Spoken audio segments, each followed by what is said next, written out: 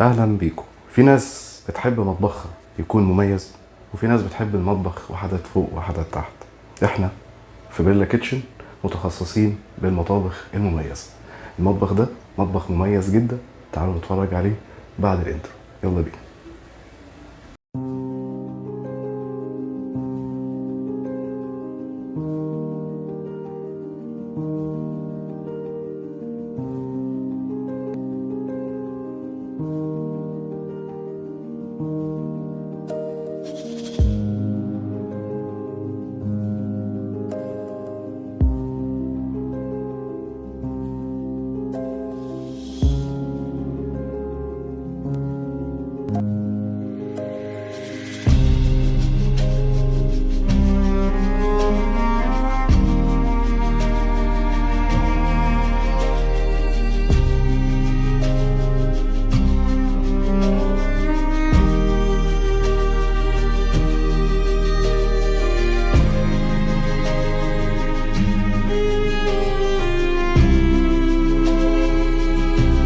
Artlist.io.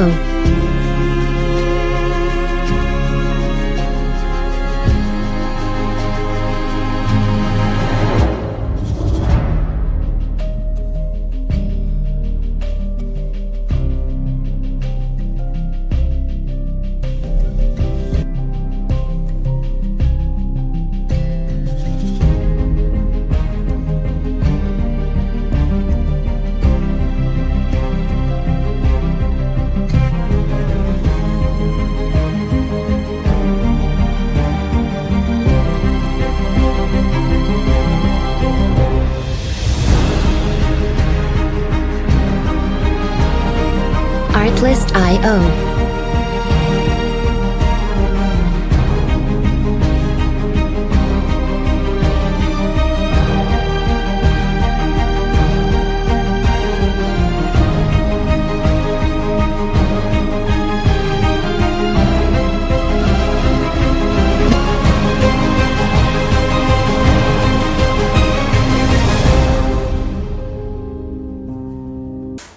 اهلا وسهلا بيكم النهارده من مدينه الزقازيق. المطبخ ده معمول بالكامل سيراميك، ولكن العميل حب ان هو يخفي تماما السيراميك ده. شكله ما كانش احسن حاجه، حب يجدد المطبخ بشكل احترافي وبشكل جميل جدا متناسق، وكان الحل ان احنا ندمج الخامات مع بعضها، نخفي تماما فكره وجود سيراميك في الحوائط، ولكن بشكل عملي وبشكل صحيح وبشكل هندسي صحيح. خلونا نشرح وظائف المطبخ واساسيات المطبخ. بدأنا هنا في الاول بدولاب ادوات نظافة، او حولناه لدولاب تخزين بسيط بالشكل ده، تمام، مع تكملته طبعا العلوية. بعد كده مساحة خاصة للتلاجة مع اضافة فاصل. بس التلاجة دي بتحتاج تكون بارزة شوية، فعشان يكون في سهل الوصول للضلفة دي عملنا القيمة دي. زائد ان الموديل ده من التلاجة الجزء الموتور بتاعها من فوق، فبيحتاج تهوية اضافية. نيجي لمنطقة الغسيل ومنطقة المية عامة. خدنا هنا غسالة الأطباق على شمال الحوض. العميلة هنا ما كانتش حابة فكرة المطبقية التقليدية، هي بتعتمد على تجفيف الغسالة وتبدأ توزع الحاجة في أماكن. بعد كده جزء الحوض حوض كبير، ضفنا فيه من تحت باسكت، ضفنا فيه رفوف كده في الضلفة لتنظيم الحاجات السريعة اللي أنا بحتاجها. وعندنا كمان غسالة ملابس على اليمين. يبان معانا قوي فكره العمق، وان احنا مراعيين اعماق المطبخ الصحيحه، ان احنا ما نلاقيش غساله الاطباق بارزه. وده ليه؟ لان احنا بنشتغل باكبر اعماق في السوق، مع العلم ان الغساله شرب 60 سم، نضيف بقى عليها الوصلات اللي ورا وهكذا، فالمفروض ان هي تكون بارزه. لكن زي ما انتم شايفين الاجهزه كلها على وش الوحدات، وده يرجع لتاسيس سباكه صحيح ومراعاه اعماق المطبخ بشكل احترافي وبشكل صحيح جدا. طبعا هنا عندنا الحوض في السنتر، معايا خدمة على الشمال، معايا خدمة على اليمين كافية جدا، معايا وحدات عملتها مفتوحة بحيث ان انا وانا واقف على الحوض ابقى مرتاح، وقدامي عمق وقدامي اضاءة بشكل كويس، قدامي اضاءة مباشرة على الحوض. عندي المنطقة بالكامل مريحة للعين وانا شغال.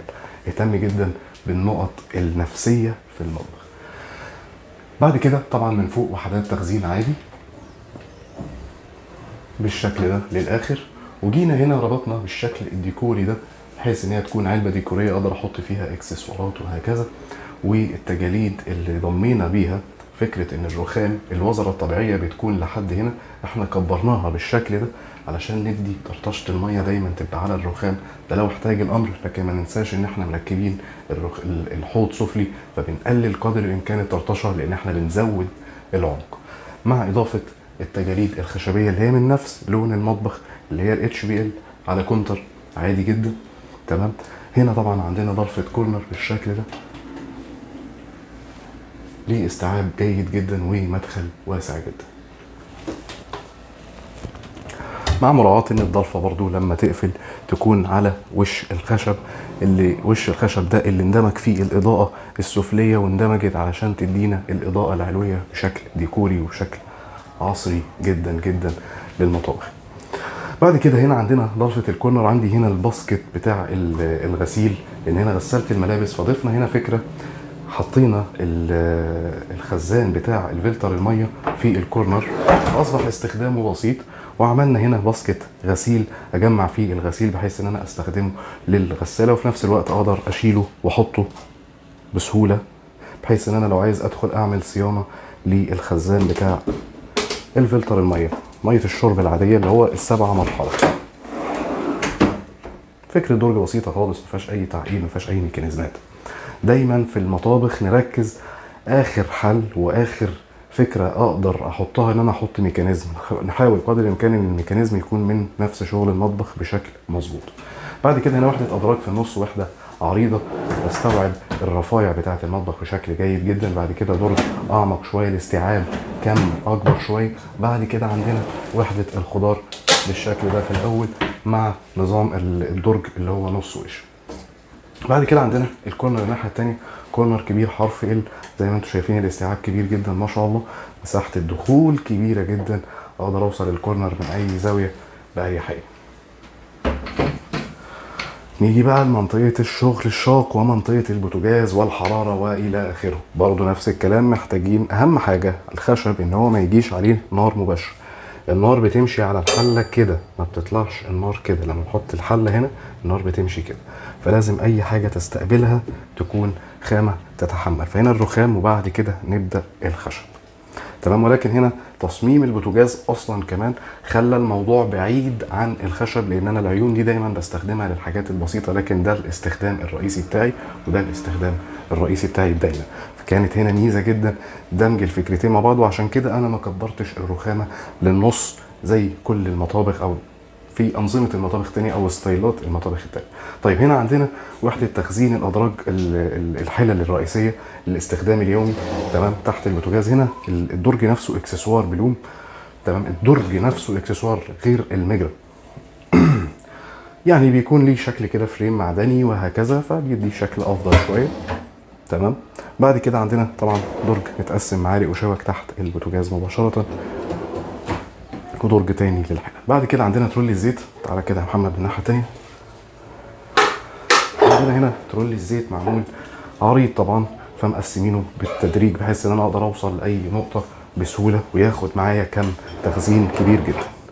بعد كده دولاب الفرن والميكرويف، وزي ما بقول وزي ما باكد دايما الفرن لازم يكون اقل من مفصل الجسم، وانا بوطي ما ينفعش باب الفرن يخبط هنا، فانا بوطي مفصل الجسم هنا، فانا بوطي كده لازم يكون اقل مني، عشان انا بوطي لاي ظرف انا مش هبقى واخد بالي، فدايما اخلي الموضوع ده يديني سيفتي ان هو يكون اقل من مفصل الجسم. بعد كده عندنا طبعا وحده الادراج السفليه، وعندنا هنا جزء الميكرويف، وبعد كده خدنا هنا وحده ديكوريه بالشكل ده، وبعد كده تقسيم صواني علويه بالشكل الظريف ده. بعد كده ضفنا هنا في مدخل المطبخ جزء للكولدير وجزء كده زي نيش بسيط في مدخل المطبخ، مع اضافه البروفايل ليد. تعالى كده نوريهم البروفايل ليد. البروفايل ليد كده وانا داخل المطبخ يديني جذب شويه ان انا ادخل المطبخ. هنا طبعا الكولدير اللي هو القاروره العلويه عادي، فمعمول له ضلفه بحيث ان هي تغطي القاروره، وفي نفس الوقت معايا المساحه الكافيه ان انا اقدر اشيل القاروره، اطلعها، املاها، اغيرها على حسب بقى نظام كل بيت. بعد كده عندنا ضلفه النيش طبعا معموله تاتش بالشكل ده مع الاضاءه الخاصه بيها.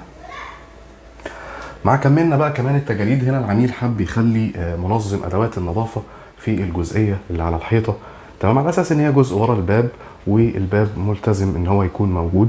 فهنا كملنا التجاليد بالشكل ده، خفينا كل السيراميك، اصبح مفيش اي سيراميك في المطبخ، تمام. هنا بقت نقطه الاجزاء المميزه، ضلفه ازاز عند المدخل وانا داخل، الضلفه الازاز الثانيه برضو في المدخل وانا داخل من الباب، فانا شايف المنظر ده قدامي.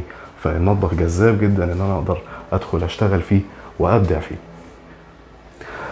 في النهاية دايما الاهتمام بالتفاصيل والاهتمام بدمج التصميم بالكامل يكون متناسق مع بعضه، مش مجرد ان انا عندي تلاجة عندي غسالة فانا هحط، لا، الموضوع فيه نظام وفيه مراعاة اماكن الاجهزة الصحيحة، مساحات الخدمة تكون مناسبة مع مساحات الاجهزة واماكن الاجهزة، كل النقط دي مع الديكورات والاجزاء الفنيه، مع اهتمام بالتفاصيل الفنيه، الاضاءه، الاماكن، الظرف الازاز، اماكن الديكورات، العين هتشوف ايه الاول هتشوف ايه الاخر، وهكذا. النقط دي كلها بتتم في تصميم متكامل بنوضح فيه كل التفاصيل دي علشان نحولها لارض الواقع زي ما احنا شايفين بالشكل الخرافي ده. ده المطبخ النهارده من مدينه الزقازيق، الخامات بوليلاك مع HBL جرين لام على كونتر كينج شرقاوي. وعندنا المفصلات هنا تايتوس اوروبي مع مجرى الادراج بلوم سفليه، مع وحده الادراج الدرج نفسه اكسسوار بلوم. دي الخامات من مدينه الزقازيق.